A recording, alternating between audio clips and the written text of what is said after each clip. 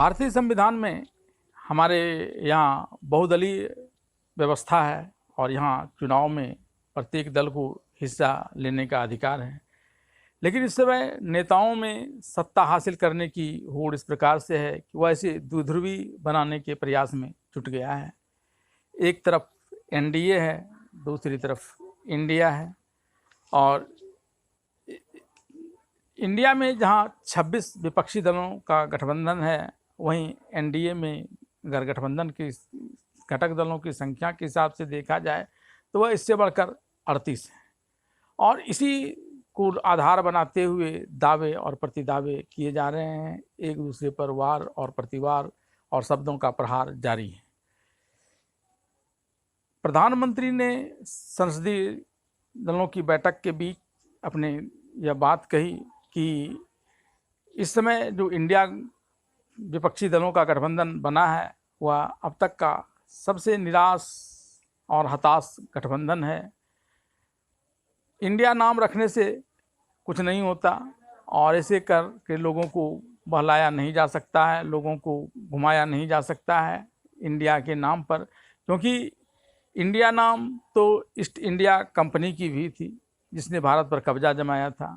और इंडियन मुजाहिदीन जैसे कई इस प्रकार के नामों वाले संगठन हैं जो देश को तोड़ने फोड़ने का काम करते हैं। और इस प्रधानमंत्री की इसके बाद विपक्षी दलों का भी प्रतिक्रिया आया। राहुल गांधी ने भी प्रधानमंत्री को आड़े हाथ लेते हुए कहा कि हम मणिपुर की शांति व्यवस्था की बात करते हैं, प्रधानमंत्री इंडिया को लेकर गलत बयानी करते हैं। हम मणिपुर के लोगों के आंसू पोंछना चाहते हैं और प्रधानमंत्री इंडिया को लेकर गलत बयानी करते हैं। उन्होंने अपने ट्विटर वॉल पर लिखा कि प्रधानमंत्री जी, आप हमें चाहे जो कह लीजिए, लेकिन हम मणिपुर के लोगों के आंसू पोंछते रहेंगे और वहाँ शांति बहाल करके रहेंगे। हम इस प्रयास में लगे हुए हैं। वहीं कांग्रेस नेता मल्लिकार्जुन खड़गे ने भी प्रधानमंत्री नरेंद्र मोदी को आड़े हाथ लिया और उन्होंने उन्हें सलाह दी कि वे उल जलूल की बातों से बचें। उन्होंने कहा कि प्रधानमंत्री इंडिया को बदनाम कर रहे हैं, जबकि हम तो मदर इंडिया जानते हैं, भारत माता को जानते हैं और कांग्रेस ने हमेशा इसके लिए काम किया है। और अगर बात एनडीए के खेमे वाले बीजेपी और दूसरे घटक दलों की जाए तो ये इनके पूर्वज तो जो हमारे अंग्रेज आक्रांता थे जिन्होंने भारत पर अधिकार किया था, उसके सहयोगी रहे थे। वहीं बीजेपी के तरफ से भी शब्द प्रहार जारी रहा।